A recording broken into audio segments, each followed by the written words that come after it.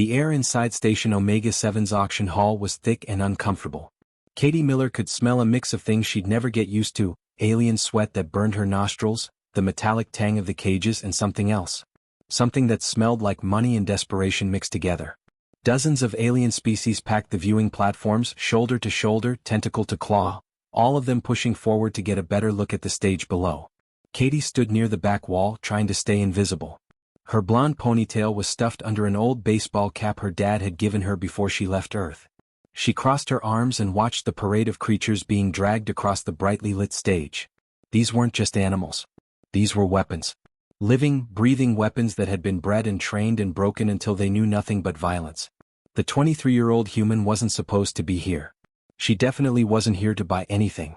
Her account had maybe 300 credits in it, barely enough to cover her transport ticket back to the colony and a few meals. She'd wandered into the auction house purely by accident, looking for the bathroom, and then got curious. Now she couldn't look away, even though every installment of this spectacle made her stomach turn. A massive lizard-like creature was led off stage, chains rattling. The winning bidder, some fancy-dressed merchant with purple skin and too many eyes, looked pleased with himself. The crowd murmured with approval. Good purchase. Strong specimen. Will fetch a high price in the arena. Katie felt sick. Then the next cage rolled onto the stage and everything changed. The creature inside was enormous. When it stood up, its shoulder reached 12 feet high, towering over the alien handlers who kept their distance. It had 6 legs, each one thick with muscle and ending in claws that looked like they could tear through starship hull plating. Its entire body was covered in crystalline armor plates that caught the light, creating little rainbows across its dark skin. A razorback titan. Katie had seen pictures in the colony's database. These things were legendary.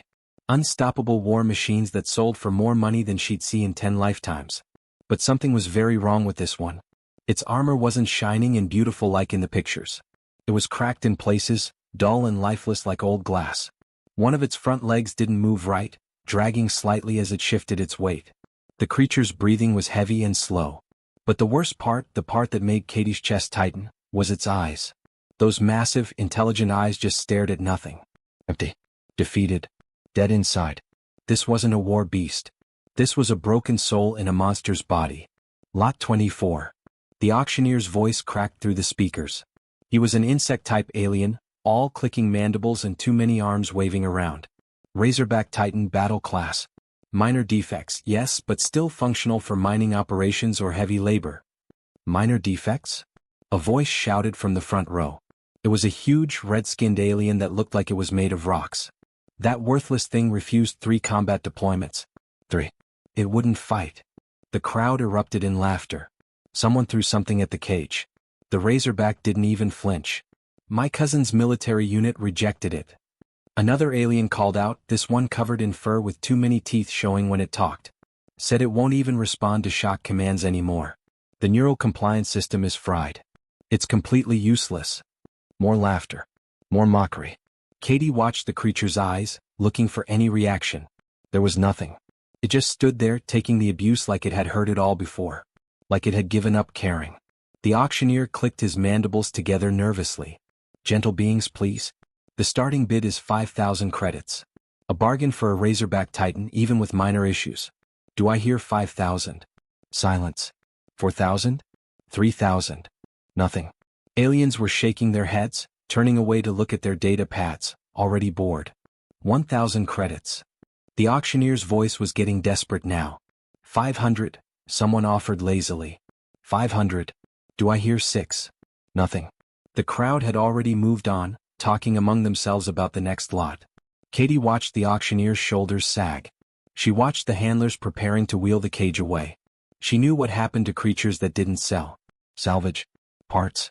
Rendered down for whatever genetic material or armor plating could be recovered. This magnificent, broken creature would be dead within the hour. Her hand went to her pocket, feeling the credit chip there. 300 credits. Everything she had. Not enough for a decent meal on some stations, but enough to get home and start over. Fine. The auctioneer slammed one of his many hands on the podium. Salvage price. 100 credits. Going once. Katie's heart was pounding. This was insane. She didn't know anything about war beasts. She lived in a tiny apartment in a farming colony. She could barely take care of herself, let alone a 12-foot-tall monster that everyone said was broken and dangerous. Going twice. But those eyes. Those empty, defeated eyes that had given up on everything. 200, Katie said.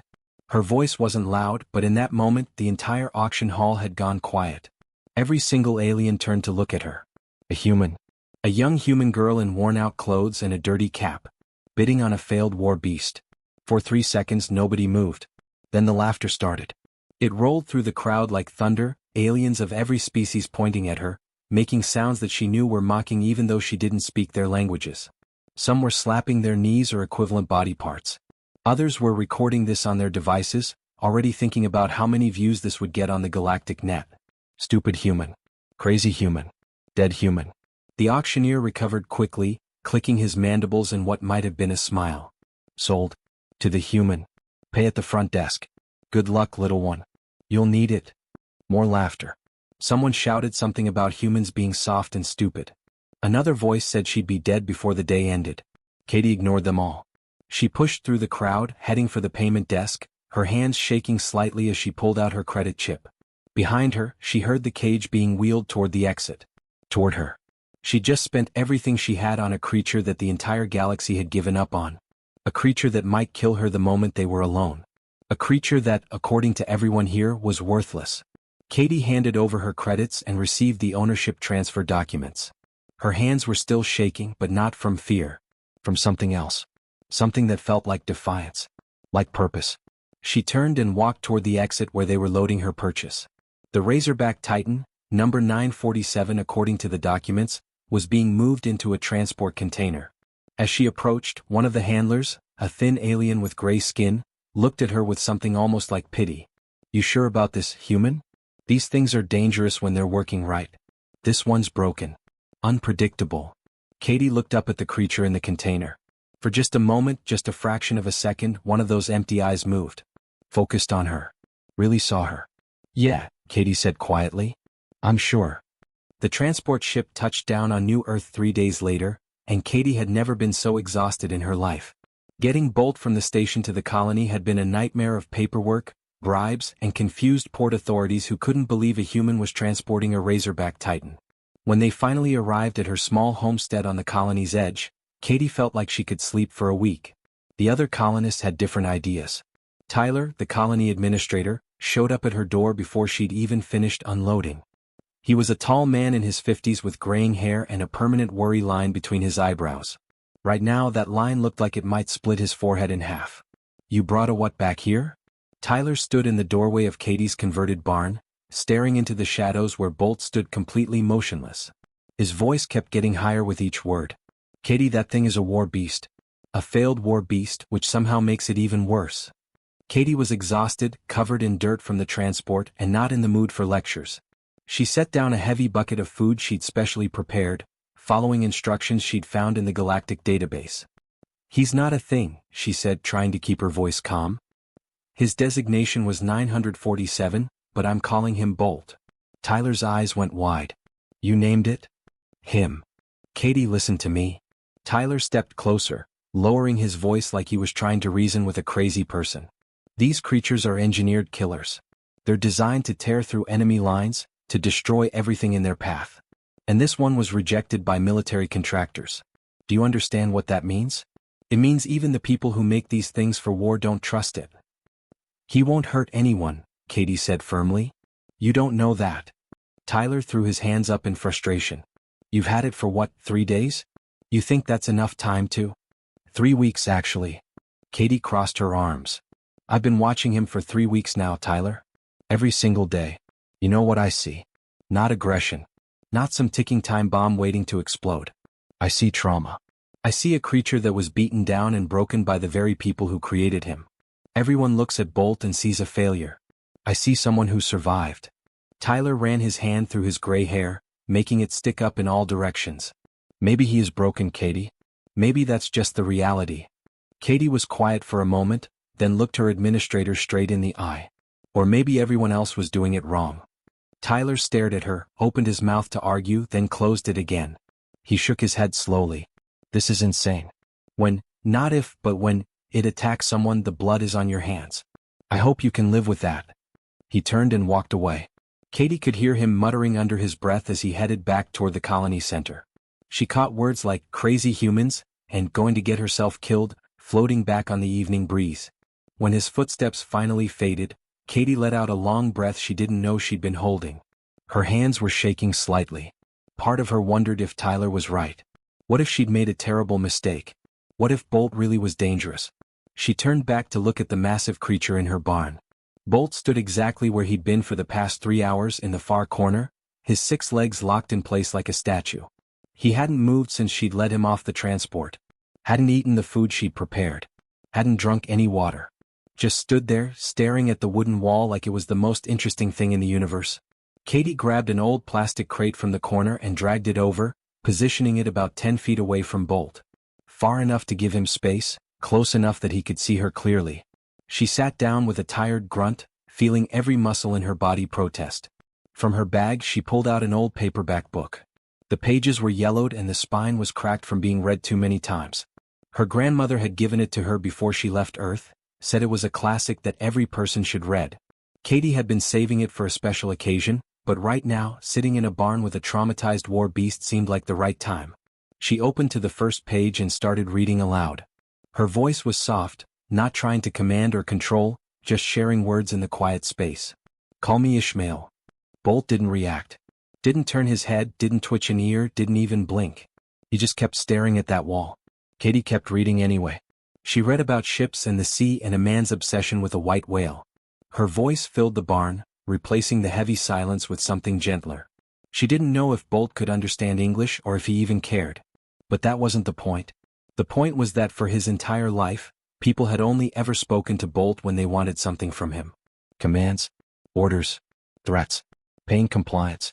Nobody had ever just sat with him and shared something without expecting anything in return. After an hour, Katie's throat was getting dry. She marked her page and stood up, stretching her sore back. Bolt still hadn't moved. She walked over to the food bucket and water trough she'd set up, checking them one more time. I'll be back tomorrow, she said quietly. Same time. You don't have to eat if you don't want to. You don't have to do anything. But I'll be here. She left the barn door slightly open so fresh air could circulate and Bolt could see the stars. As she walked back to her small house, Katie looked up at the night sky. Somewhere up there, in auction houses and military facilities across the galaxy, there were hundreds more creatures just like Bolt. Broken. Discarded. Forgotten. She couldn't save them all. But maybe she could save this one. 3 months can feel like forever or it can pass in the blink of an eye. For Katie, those 3 months working with Bolt felt like both. Every single day had been a small battle, a tiny victory, or sometimes just treading water. But looking back now, everything had changed. Dr. Rachel Vance arrived on a Tuesday morning, unannounced and uninvited. She was a xenobiologist from the core worlds, the fancy inner planets where all the important science happened. Her credentials were impressive enough that even Tyler had to let her through the colony gates without too much fuss. She'd heard rumors through the galactic research networks about a human doing impossible things with a rejected war beast, and she had to see it for herself. Now she stood in Katie's barn, surrounded by expensive scanning equipment that probably cost more than Katie's entire homestead. The machines hummed and beeped, casting blue light across Bolt's massive form. Rachel stared at her tablet screen, then looked at Bolt, then back at the screen. Her expression shifted from curiosity to confusion to complete disbelief. This is impossible, she muttered, more to herself than to Katie. Bolt stood perfectly still in the center of the barn while the sensors did their work. The change in him over 3 months was remarkable. His crystalline armor plates now gleamed like polished gemstones, catching the morning sunlight that streamed through the barn windows. Every muscle in his powerful body was clearly defined, rippling under his natural armor when he breathed. His movements, when he did move, were smooth and confident, nothing like the broken, limping creature Katie had brought home. But the most important change wasn't physical. Bolt stood still not because he was frozen in trauma or fear. He stood still because Katie had asked him to, politely requested if he'd mind helping with some tests. Not ordered. Not commanded. Asked. And he'd agreed with a gentle rumble deep in his chest that Katie had learned meant yes. Katie leaned against the barn wall, arms crossed, watching the scientist work. What's impossible? She asked, though part of her already knew the answer. Rachel pulled up a holographic display from her tablet, gesturing for Katie to come closer. The image showed a 3-dimensional map of Bolt's brain, glowing in blues and greens and reds. His neural structure, Rachel said, pointing at specific areas.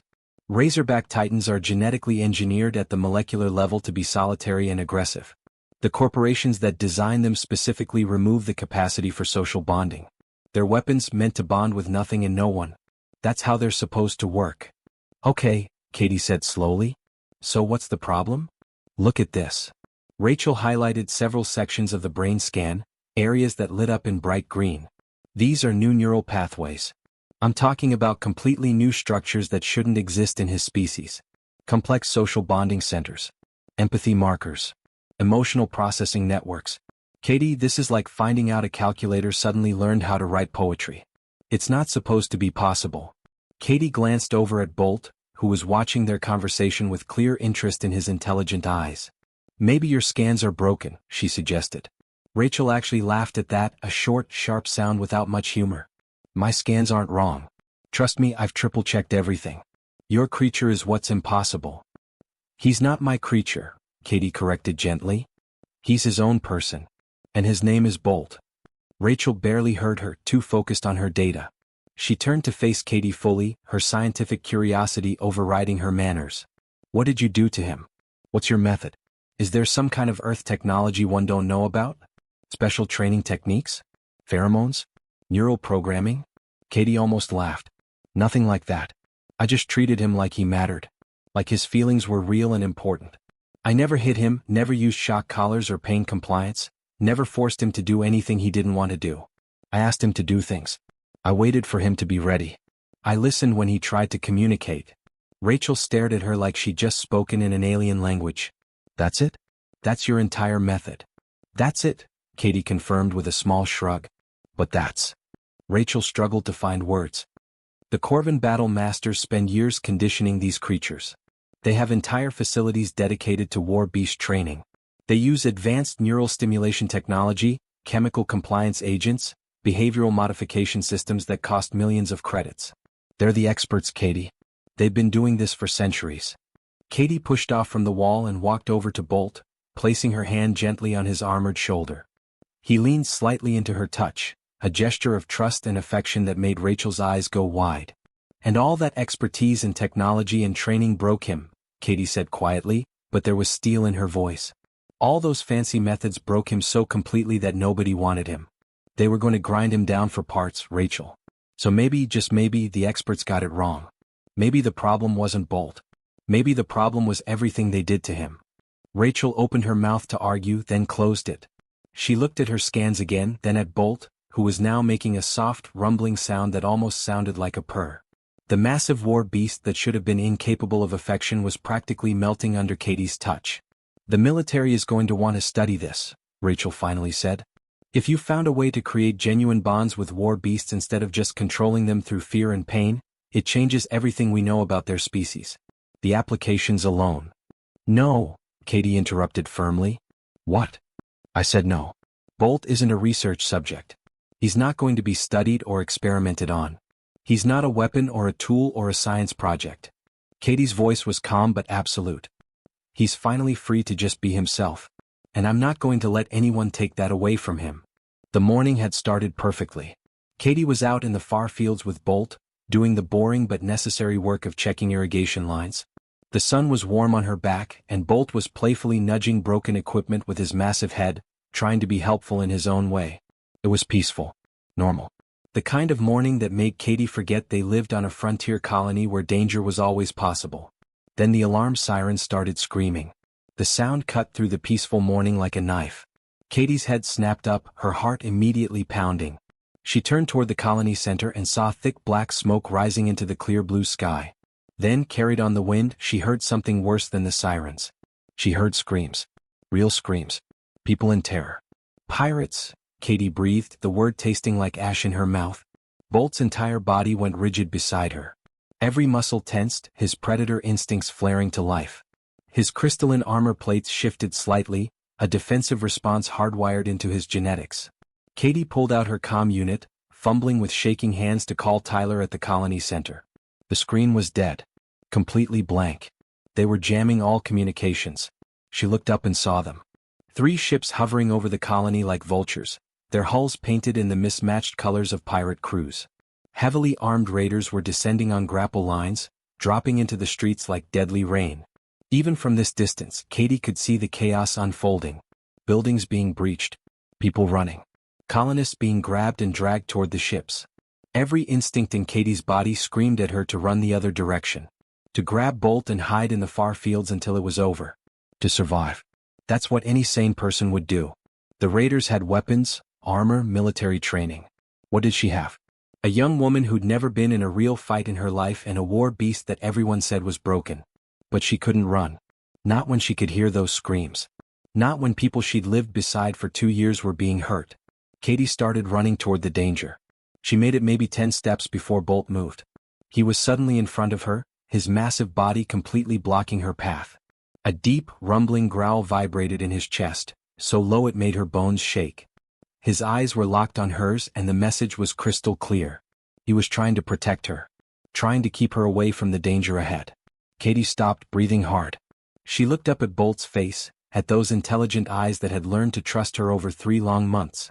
Her hand reached up to touch his armored face, feeling the warm crystal under her palm. "Bolt, listen to me," she said, forcing her voice to stay calm even though her heart was racing. "Those are our people down there. That's Tyler who brings us supplies every week. That's Rachel who came to study you but ended up staying for dinner.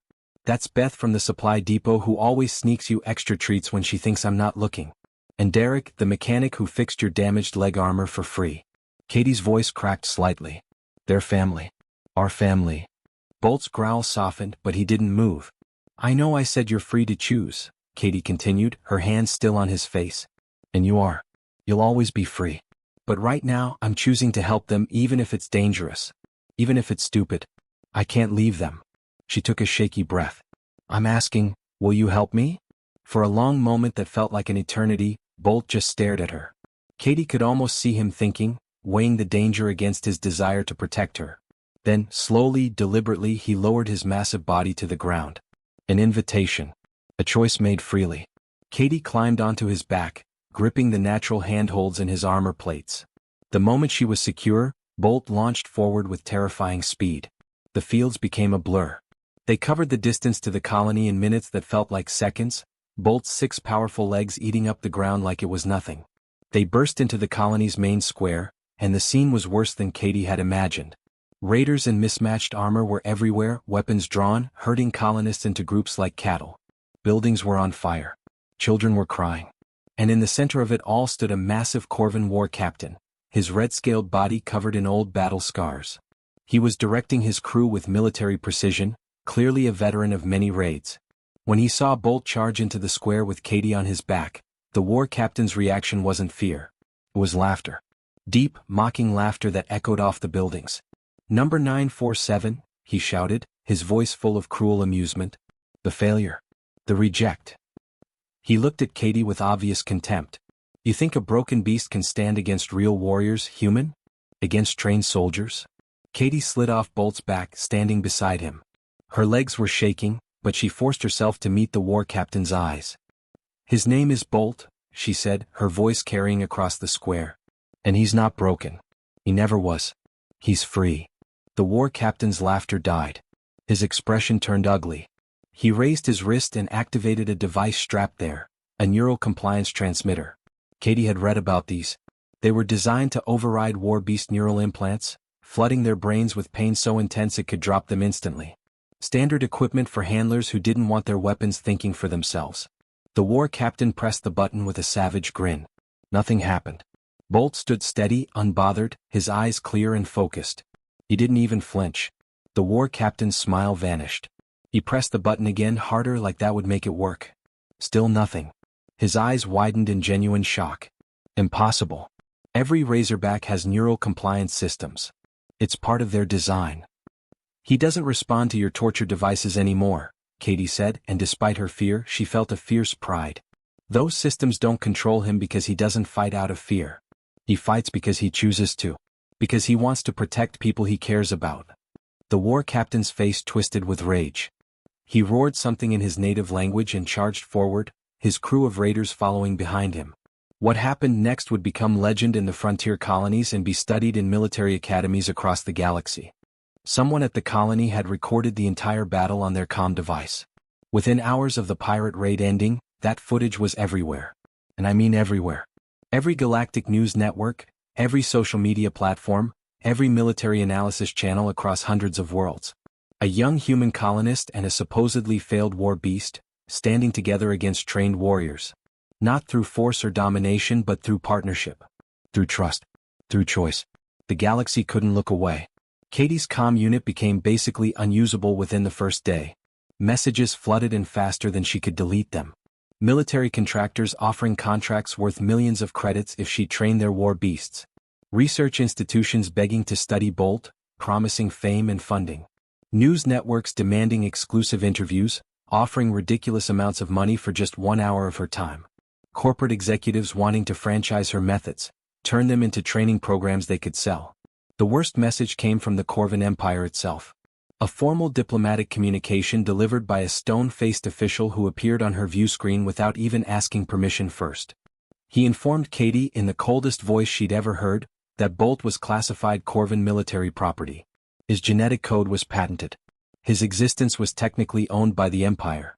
He needed to be returned immediately for proper recalibration and reassignment.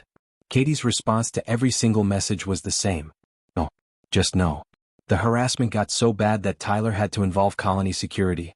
Then colony security had to involve the frontier military.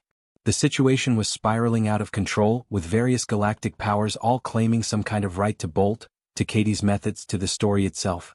That's when the Galactic Council stepped in. The Council was the closest thing the galaxy had to a unified government, though calling them unified was being generous.